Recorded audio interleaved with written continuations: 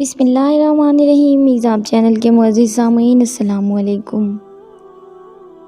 یہ تم کس لہجے میں بات کر رہے ہو اماں سے؟ ہاں، وہ بلند آواز میں اس پر گرجا تو سبحانی نے لب بھیجتے ہوئے اس کی طرف دیکھا۔ اسی لہجے میں کروں گا تو کیا کریں گے؟ آپ ماریں گے مجھے؟ وہ ڈٹائی پر اتر آیا تھا۔ منصب چھوڑ دو اسے، کیا کر رہے ہو؟ چھوٹا ہے تم سے۔ ناجیہ بیگم نے اس کا کندھا تھامتے ہوئے کہا، چھوٹا ہے تو چھوٹا بن کر رہے، باپ بننے کی کوشش کرے گا تو منہ توڑ دوں گا اس کا۔ سرد لہجے میں کہتے ہوئے منصب نے ایک جھٹکے سے اس کا گریبان چھوڑا تو سبحانی نے نم پڑتی آنکھوں سے اسے دیکھا تھا۔ آپ بس یہی کر سکتے ہیں، بھاری ہوتی آواز میں کہتا وہ الٹے قدموں پلٹ گیا تھا۔ منصب نے خود پر ضبط کرنے کو بالوں میں انگلیاں پھنسا لی تھی۔ یہ سب کیا ہے اماں؟ کیا ہو کیا رہا ہے یہاں؟ وہیں پاس ہی آخری سیڑھی پر بیٹھتا وہ سلگتے ہوئے لہجے میں بولا۔ ناجیہ بیگم نے بے اختیار اس کے سر پر ہاتھ رکھا تھا۔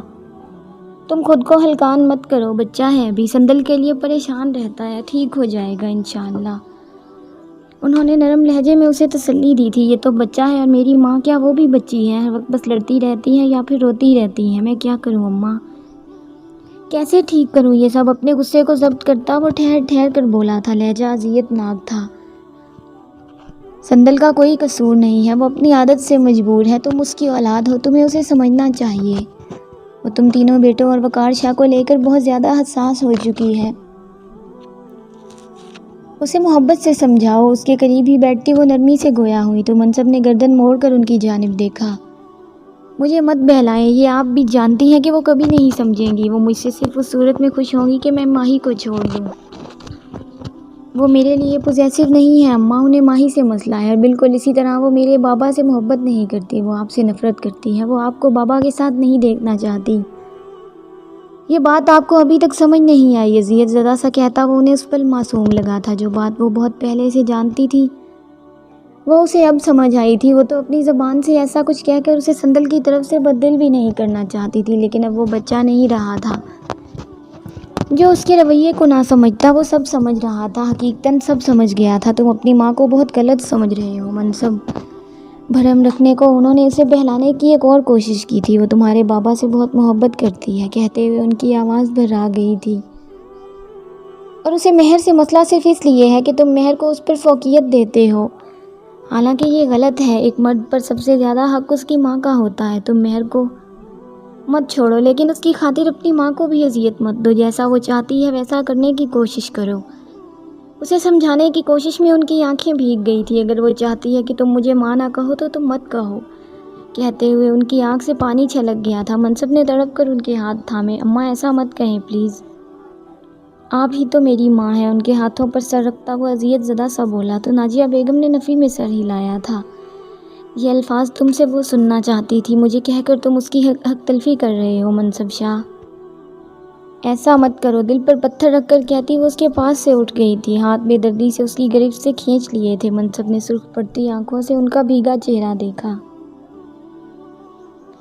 میرا اور اس کا رشتہ ایسا ہے کہ اس سے جتنی مرضی نرمی برت لو منافق ہی کہلاؤں گی، لیکن تم اور تمہارا باپ اگر اسے نرمی برت لو تو شاید اس کا دل بدل جائے گا۔ اپنا چہرہ صاف کرتی وہ بولتے ہوئے ضبط سے مسکرائی تھی۔ منصب لب بھیجے انہیں دیکھتا رہ گیا۔ وہ نظروں کا رخ بدلتی پلٹی تو تھوڑے فاصلے پر وقار شاہ کو کھڑے پایا۔ اگر سن لیا ہے تو عمل بھی کر لیجیے گا سائیں، ان کے پاس سے گزرتی وہ کہنا نہیں بھولی تھی۔ پیچھے وہ دونوں باپ بیٹا ایک دوسرے کو دیکھتے رہ گئے تھے۔ تو جب سے گریزاں ہے میری غزل ادھوری ہے، تو جب سے گریزاں ہے میری غزل ادھوری ہے، آ پھر سے میرے درد کے تاروں کو ذرا چھیڑ۔ کھڑکی میں کھڑی وہ خاموش نگاہوں سے آسمان کے سینے پر چمکتی دن کی روشنی کو تک رہی تھی۔ یہ مناظر اسے عذاب لگا کرتے تھے، لیکن جن عذابوں میں وہ اسے مبتلا کر گیا تھا، اس کے بعد میرا کی آنکھ ہر تلخی سہنے کی عادی ہوتی چلی جا رہی تھی۔ اب بھی وہ حویلی میں ہونے والی سرگرمیوں سے بے خبر اپنی ذات میں گم، جانے کب سے وہاں کھڑی تھی۔ جب دروازے پر ہونے والی دستک نے اس کی توجہ کھینچ لی، اپنا دوپٹہ سنبھالتی وہ پلٹی اور دہلیز کی طرف دیکھا۔ وہاں حسب توقع ناجیہ بیگم تھی۔ میرا مبہم سا مسکرائی تھی۔ کھانا کھانے کیوں نہیں آئی تم؟ انہوں نے نرمی سے پوچھا تھا۔ مجھے بھوک نہیں تھی، وہ کندھے اچکا کر بولی۔ اب ہے وہ اس کے قریب آ گئی۔ نہیں ہے، وہ اسی انداز میں بولی۔ کیوں خود کی دشمن ہو رہی ہو؟ ناجیہ بیگم نے محبت سے اس کا ہاتھ تھام لیا تھا۔ اپنا غم بھلائے وہ اب اس کے لیے فکر مند تھی۔ جب دوستی کے لیے آس پاس کوئی رہے ہی نہ تو پھر بس اپنی ذات بچتی ہے بی بی، لیکن اپنی ذات سے دوستی نہیں کی جاتی، وہی کیا جاتا ہے جو میں کر رہی ہوں، یعنی دشمنی مدھم آواز میں کہتے ہوئے وہ پھر سے مسکرائیں۔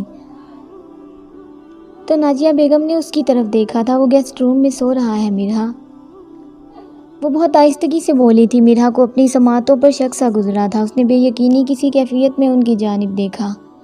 وہ تہجد کے وقت آیا تھا اور پھر ناشتے کے بعد گیسٹ روم میں ہی سو گیا۔ وہ مزید بولی تھی، میں جاؤں؟ وہ پوچھتے ہوئے اسے اپنا تنفس بگڑتا ہوا محسوس ہوا تھا۔ تمہیں اسی لیے بتایا ہے کہ تم فوراً جاؤ، نازیہ بیگم نے مسکرا کر کہا تو وہ دوپٹے کا پلو مٹھی میں جگڑتی سرعت سے وہاں سے بھاگی تھی۔ دل کی دھڑکن لمحوں میں تیز ہوئی تھی، آنکھوں میں پانی سا بھرنے لگا تھا۔ چند ساعتوں کے بعد وہ پھولی سانسوں سمیت جب گیسٹ روم کے دروازے پر پہنچی تو اسے ہتھی گھمانا محال لگا تھا، لیکن بہر طور دل پر ہاتھ رکھتی وہ دروازے کی ہتھی گھما کر اندر داخل ہو گئی۔ دیوار گیر کھڑکیوں پر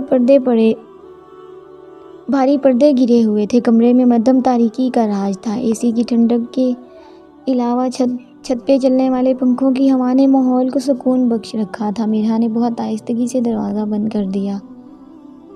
دل بہت تیزی سے دھک دھک کر رہا تھا۔ بائیں جانب وہ اسے بیڈ پر روندھے منہ لیٹا نظر آ گیا تھا اور کمفرٹر بیڈ سے نیچے پھسل کر فرش پر پڑا تھا۔ وہ قدم قدم چلتی اس کی جانب آئی تھی اور جھک کر کمفرٹر اٹھایا۔ کمرے کی خاموشی میں اس کی کلائی میں سجی کانچ کی چوڑیوں نے شور مچایا تھا، جس سے بے بہرا اس نے کمفرٹر اسے اڑانے کی کوشش کی۔ اس سے پہلے کہ وہ اپنا ہاتھ پیچھے کھینچتی، عالم نے ایک جھٹکے سے اس کی کلائی تھام کر اسے اپنے پہلو میں گرا لیا تھا۔ اس اچانک افتاد پر مرحا کو اپنا دل پسلیاں توڑ کر باہر آتا محسوس ہوا۔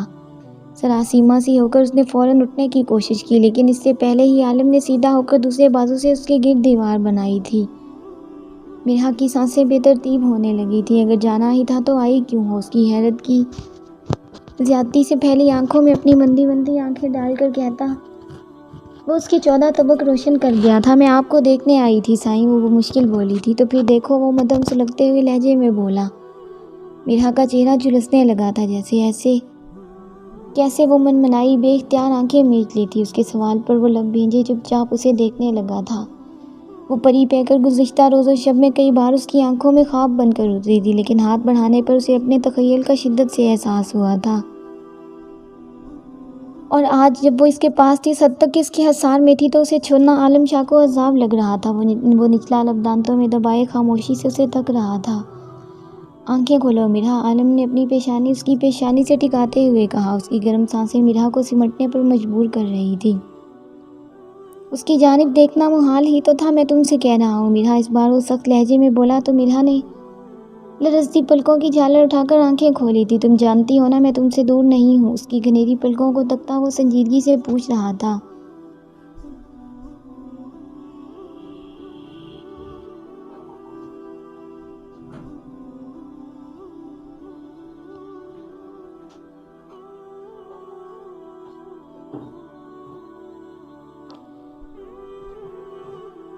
جب میں نہیں آیا تو تمہیں بھی مجھ تک نہیں آنا چاہیے تھا۔ کیوں نہیں آنا چاہیے تھا؟ لرزتی ہوئی آواز میں کہتے اس نے اپنی کلائی عالم کی گرفت سے چھڑوانے کی کوشش کی تھی۔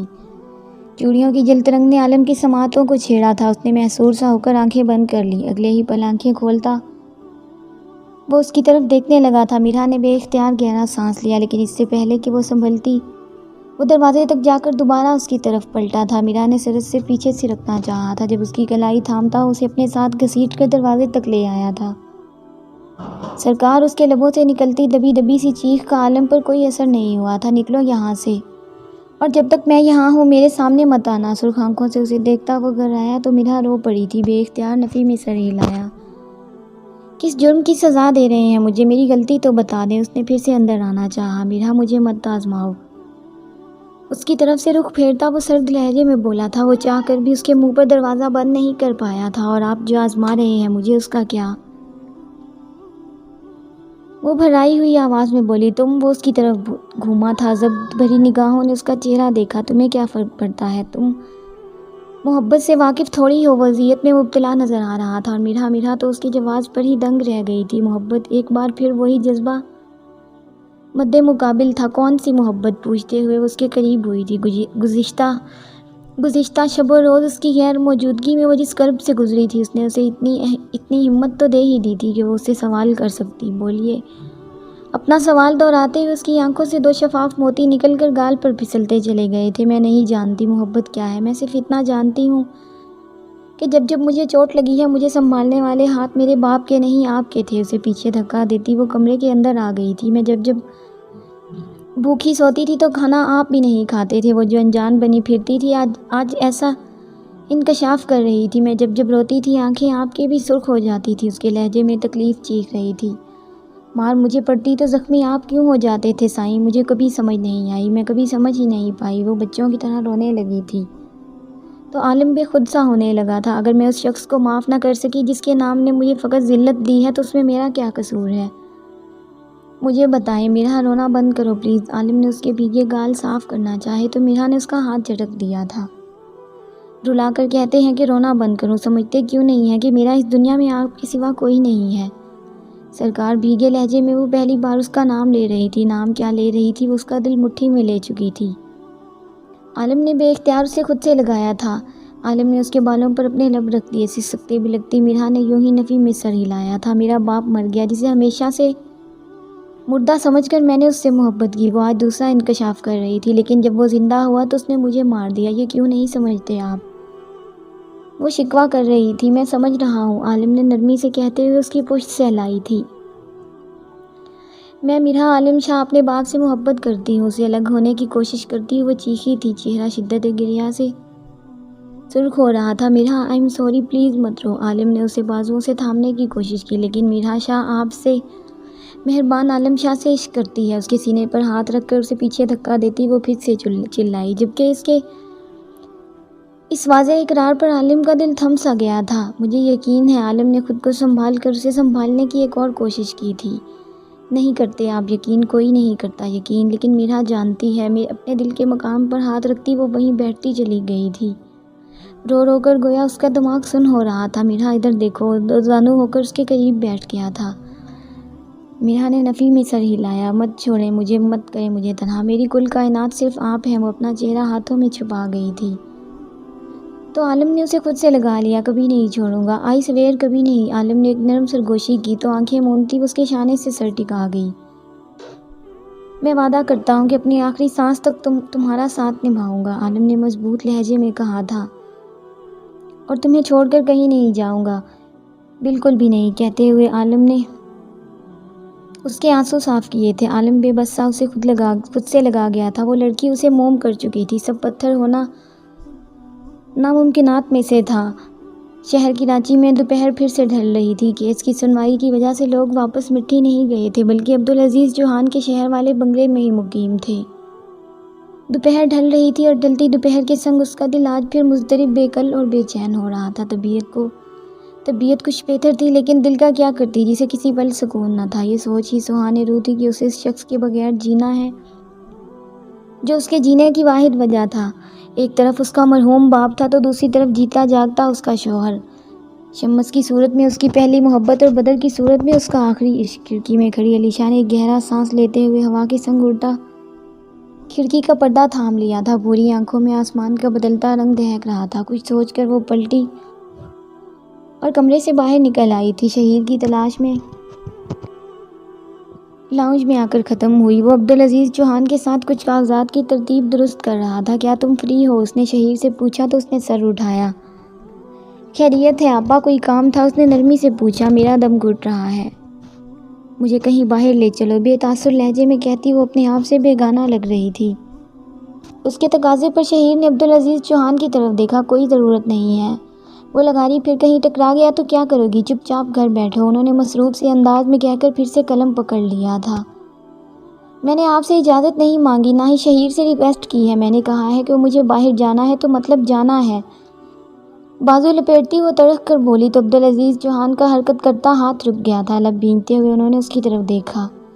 سپاٹ چہرہ، ویران آنکھیں، بے لچک انداز۔ وہ علیشا لگا رہی تھی، علیشا شمس البدر لگا رہی۔ میں باہر ویٹ کر رہی ہوں تمہارا،